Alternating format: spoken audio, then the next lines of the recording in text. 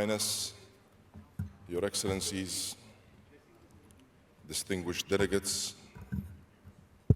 dear colleagues and friends, welcome to the United Arab Emirates, welcome to Abu Dhabi, and welcome to the pre-COP.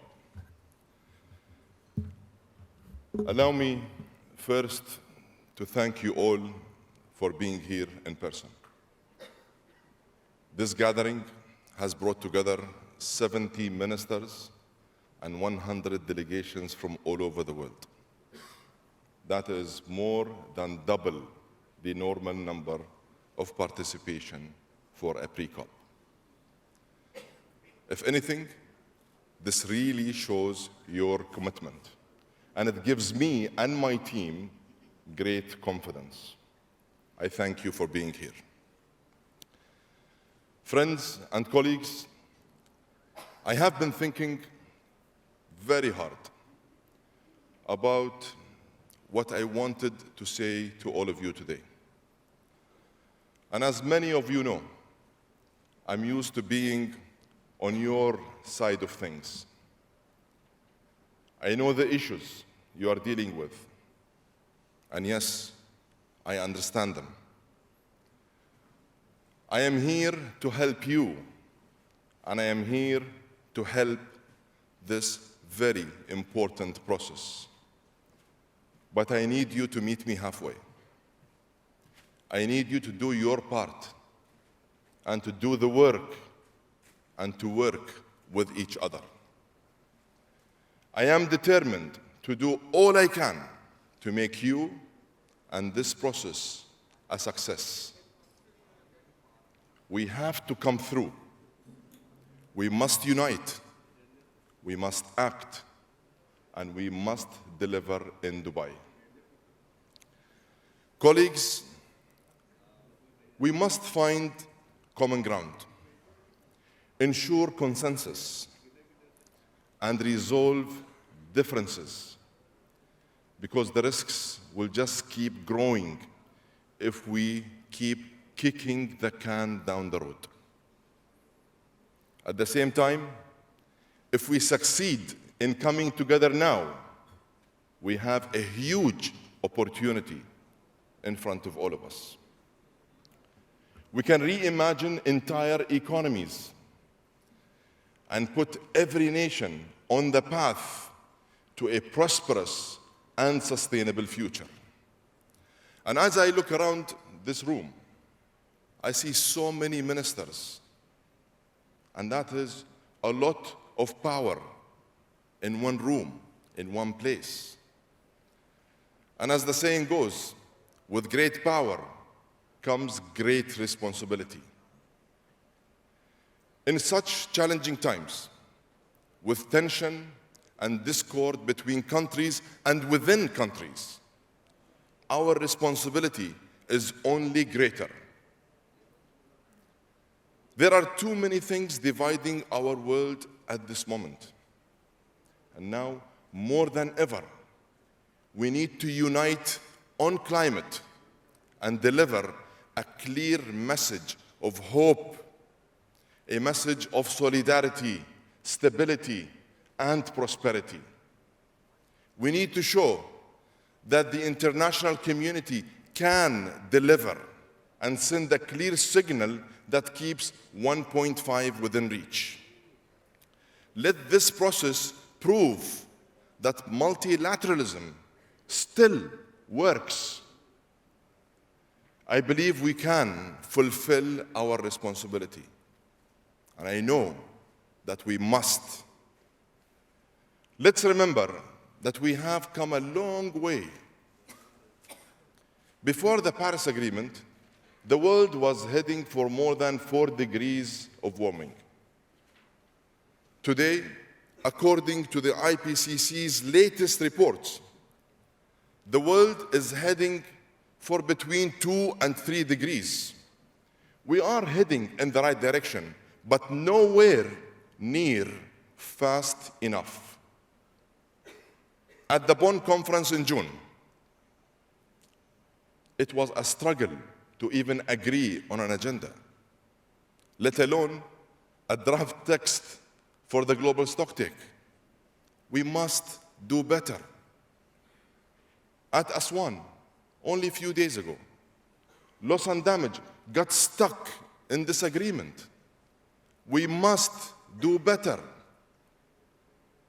All the indicators are telling us we are far behind.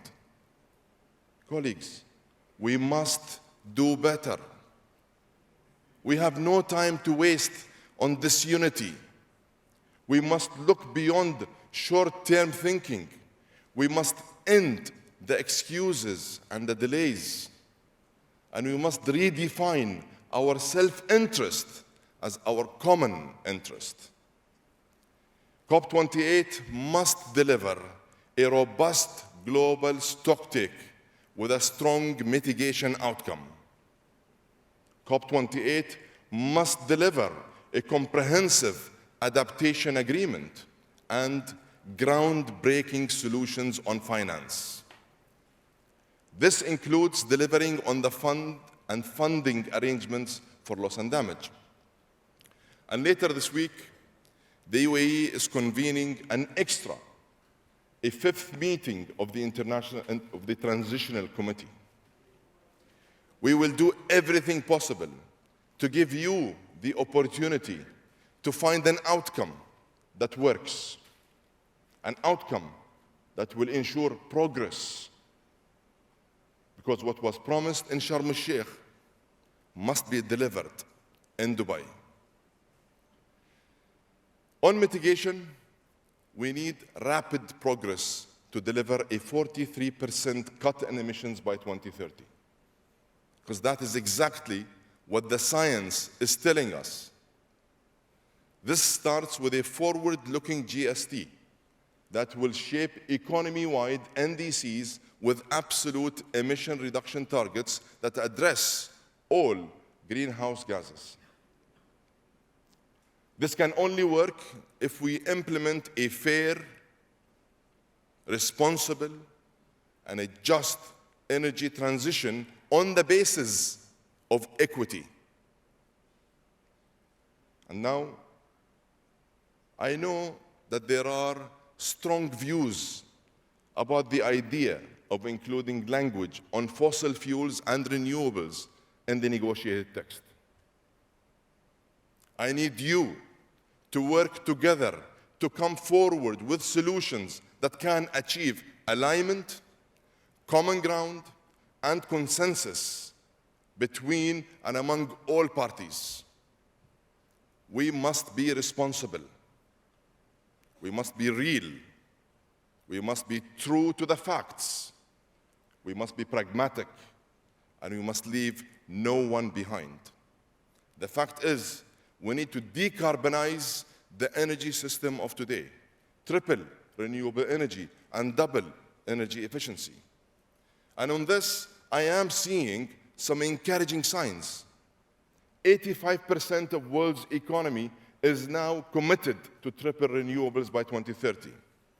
And we need every country to sign up in line with national circumstances. And we need to address the supply and demand side of the current energy system at the same time. More than 20 oil and gas companies have answered COP28's call to end methane emissions by 2030. And I must say, I am encouraged because I see positive momentum with more joining day by day. And we are engaging with all high-emitting sectors, like heavy transportation, cement, steel, aluminum. We're working with them to lay out credible decarbonization plans that make real sense. On adaptation, we must establish a robust framework with clear indicators to guide implementation of the global goal on adaptation. We must end deforestation and preserve natural carbon sinks. And remember that our greatest ally in the fight against climate change is, in fact, nature. It is time for every nation to embed nature-positive investments in their national climate strategies. It is time for well-funded and strategic national adaptation plans. And it is time for every nation to sign COP28's declaration on food systems and health. Excellencies, colleagues, we all know that a key success factor across the climate agenda is finance. In fact, fixing the climate finance challenge. Finance must be balanced between adaptation and mitigation.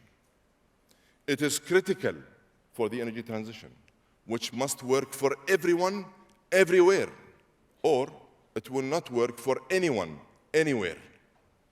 That is why the money must flow smoothly. The money must flow fast to where it needs to go, so that the Global South does not have to choose between climate action and development. They should do both in parallel at the same time. This means rebuilding trust. This means restoring faith and confidence. And that starts with transparency. Old promises must be kept, like the $100 billion pledge. And yes, I am grateful for the work of Germany and Canada on this, and their reassurance that things are now on track. But as I stand here, I still cannot say with absolute certainty that it has been delivered. In addition, the Green Climate Fund's second replenishment has not met its target. There is still time to fix that. Adaptation finance must be doubled. Yes, there is still time to fix that. We need early pledges on loss and damage. There is still time to fix that. We also need to transform international financial institutions, build carbon markets, and incentivize private investment to turn billions into trillions.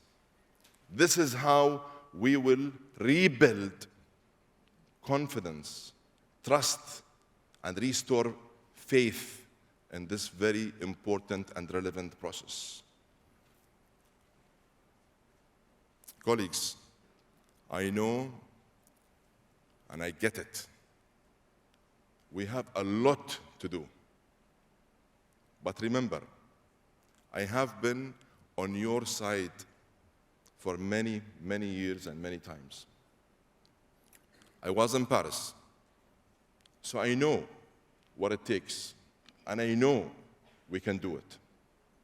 In fact, we have no choice but to do it. We have no choice but to make it happen.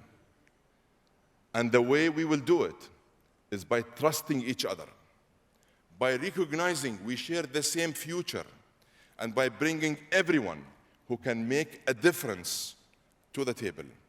And as I have said many times, inclusivity is a defining principle of COP28. That includes being open to the private sector on a scale we have never, ever seen before. Decision makers in finance will be with us at COP28 in Dubai. Key figures in tech will be with us at COP28 in Dubai. Leaders across every significant industrial sector of the global economy will be with us at COP28 in Dubai. We need to include everyone, for all of us to move forward together. All views are welcome. All views are in fact needed. That is why we will include 1,000 mayors and subnational leaders. That is why we are determined to empower all those who suffer the most from climate change, including women and the young. And that is why we will have a day dedicated to the wisdom and experience of indigenous peoples. I ask you to commit to the spirit of hope and the spirit of openness, collaboration, and inclusivity. Friends and colleagues, before I conclude, allow me to take advantage of this opportunity to thank my entire COP28 team.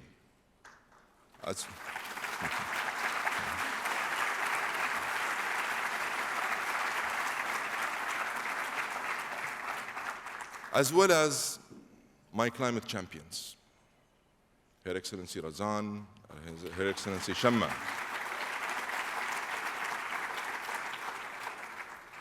The whole team have been working non-stop with determination to set you up for unprecedented success. Allow me also to recognize and thank my dear colleagues, the ministers, the ministerial pairs, for all their work leading on the global stocktake, mitigation, adaptation, and means of implementation.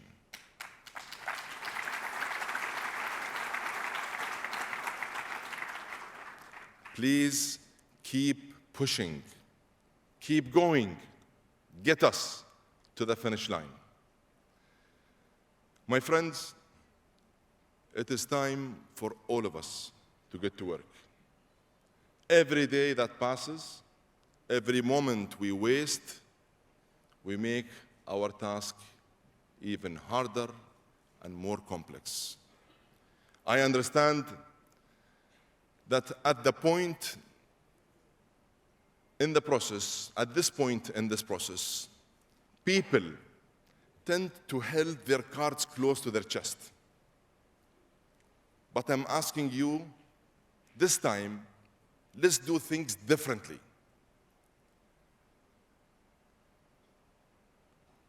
My kind colleagues and ministers must truly engage. Roll up your sleeves and lead.